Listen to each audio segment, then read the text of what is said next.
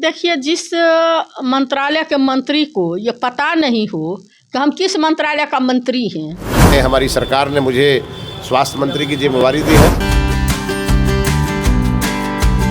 विज्ञापन की बात ये क्या करेंगे? नहीं, ये विज्ञापन की बात कर क्या करेंगे? हमारे आदरणीय नेता का सर्टिफिकेट ढूंढने से पहले, मिथिलेश जी, आप शिक्षा मंत्री हैं या स्वास्थ्य कहते हैं कि सरकार दिया है स्वास्थ्य मंत्रालय का, तो आपसे भी ज्यादा अनपढ़ हमारे नेता हैं। हाथ का गन को आरसी किया, पढ़े लिखे को फारसी किया, चोर के लिए जो है ताला किया, बेईमान के लिए कबाला किया। मुख्यमंत्री का आवास है, उसके बगले में लाश मिलता है।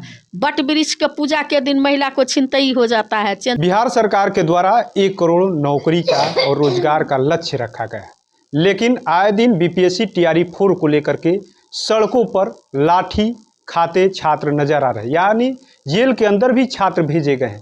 सरकार के लोग कह रहे हैं कि जल्द नौकरी निकलेगी बीपीएससी टीआरई 4 की। शिक्षा मंत्री भी नए बने हैं, वो भी कह रहे हैं। हमारे साथ सीधे बात करने के लिए आरजेडी की एमएलसी है उर्मिला ठाकुर जी।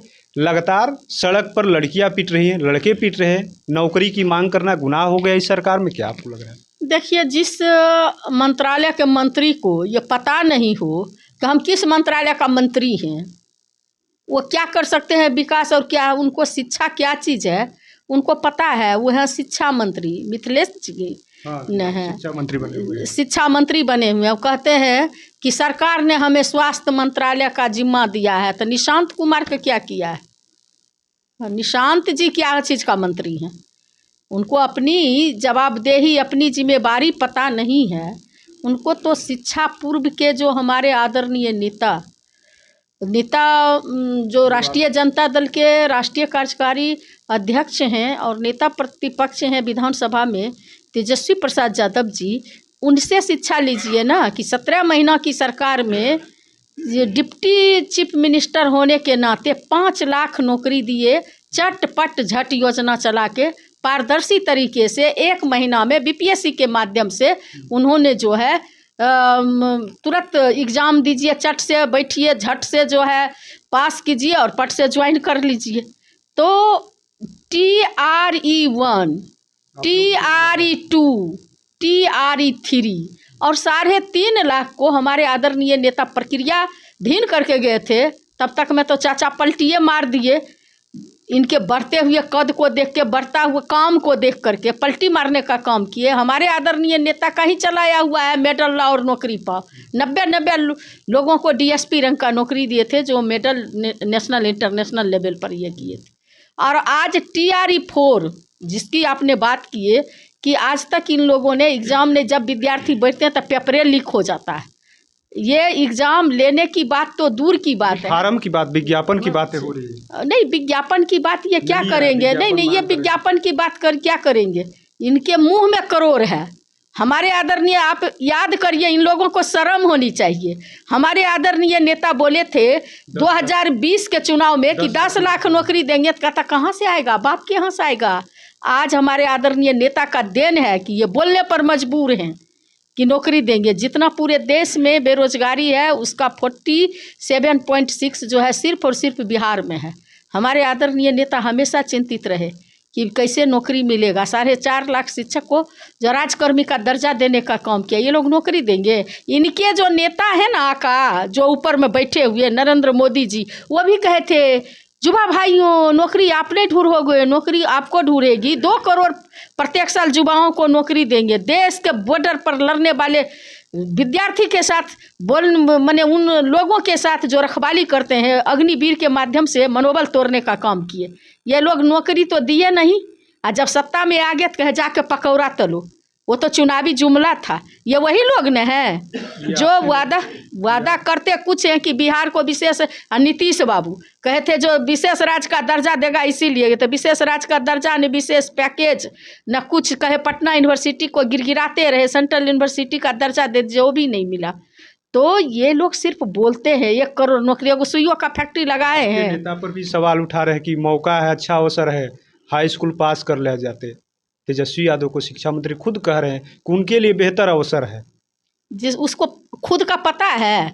हमारे आदरणीय नेता का सर्टिफिकेट ढूंढने से पहले, मिथिलेश जी, आप शिक्षा मंत्री हैं या स्वास्थ्य कहते हैं कि सरकार दिया है स्वास्थ्य मंत्रालय का, तो आपसे भी ज़्यादा अनपढ़ हमारे नेता हैं।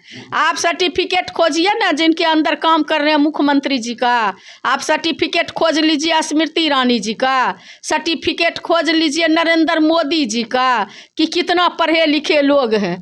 आपके यहाँ बहुत सारे लोग हैं, आप गिनते गिनते थक जाओगे। हमारे नेता का सर्टिफिकेट जनता जनार्दन ने काम 17 महीना की का सरकार में काम करने का जो नकलची आप लोग हुए, जो माई बहन मान योजना में जो 10-10 हज़ार रुपया महिला को ठगे, हमारे आदरणीय नेता कहे दिव्यांग पेंशन, वृद्धा पेंशन, सामाजिक सुरक्षा पेंशन 1500, तो आपने जो है वृद्धा पेंशन को जो है 1100 किए और वो भी आज नहीं दे रहे हैं। पूरे बिहार का खजाना खाली है और आप जो है बिहार के एक एक नागरिक पर जो है 3000 रुपये का कर्ज में डुबो दिए हैं। माँ के पेट में पलने वाला बच्चा के ऊपर भी 3000 रुपया कर्जा है। तो आप क्या बोलेंगे? 200 यूनिट बिजली फ्री देंगे, हमारे आदरणीय नेता कहे थे। 125 यूनिट फ्री नहीं, आप स्मार्ट मीटर के माध्यम से दोहन और शोषण ही नहीं कर रहे हैं, बल्कि रोज दिन आप दिन का अलग बिल चाहिए, रात का अलग बिल चाहिए।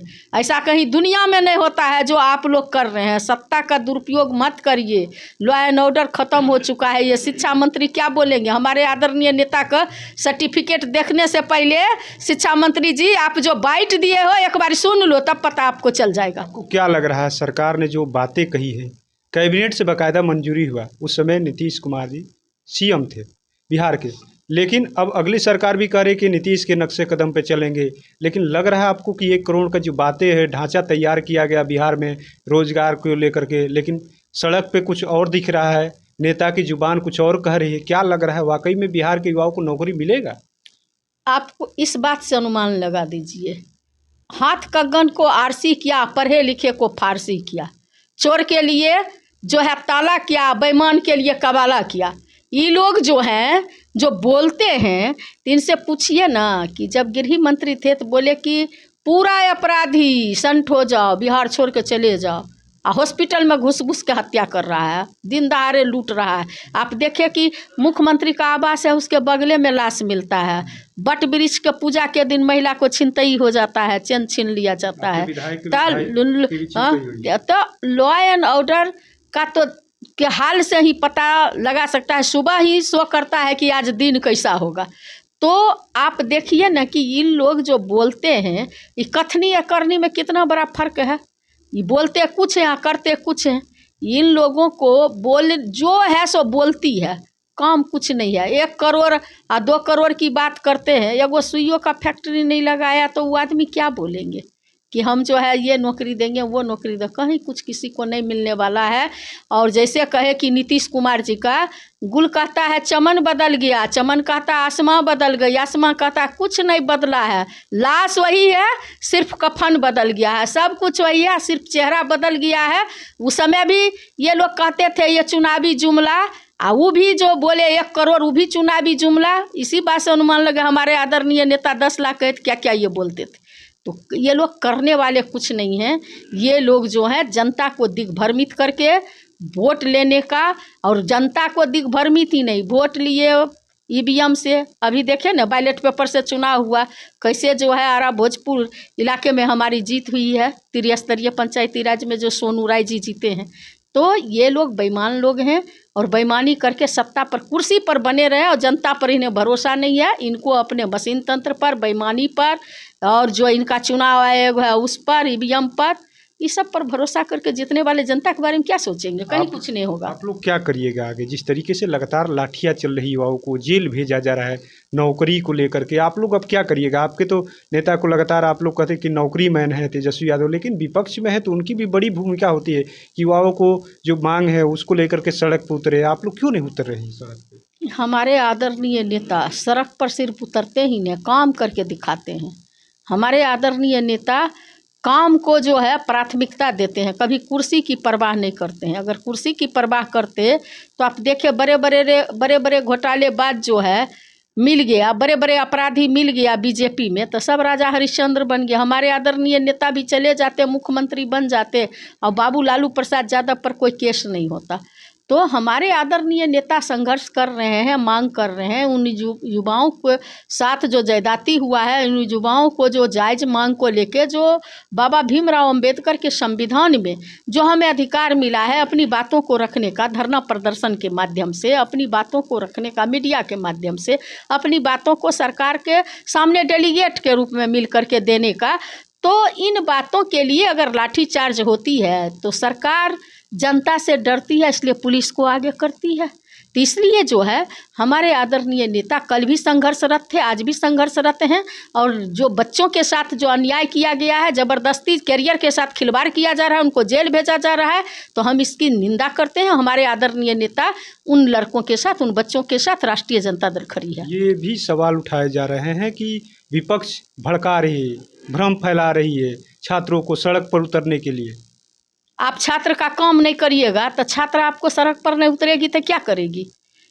जनता के भड़काने से, ये भड़काऊ काम तो ये लोग करते हैं कि गाय का मांस फेंक देंगे मंदिर में और शुगर का मांस फेंक देंगे मस्जिद में। ये काम उनका है, गाय गंगा दंगा करने का, हिंदू मुसलमान करने का, मंदिर मस्जिद करने का, श्मशान कब्रिस्तान करके जो है वो लोगों को दिग्भ्रमित करने का, उस्काने का। ये राष्ट्रीय जनता दल का न कभी हमारे आदरणीय नेता जननायक कर्पूरी ठाकुर के राह पर चलने वाले लोग हैं। हमारे आदरणीय नेता डॉक्टर लोहिया जी के राह पर चलने वाले हैं। हमारे आदरणीय नेता बाबू तेजस्वी प्रसाद यादव जी जो हैं जयप्रकाश नारायण जी के राह पर चलने वाले हैं। हमारे आदरणीय नेता बाबा भीमराव अंबेडकर के राह पर चलने वाले लोग हैं।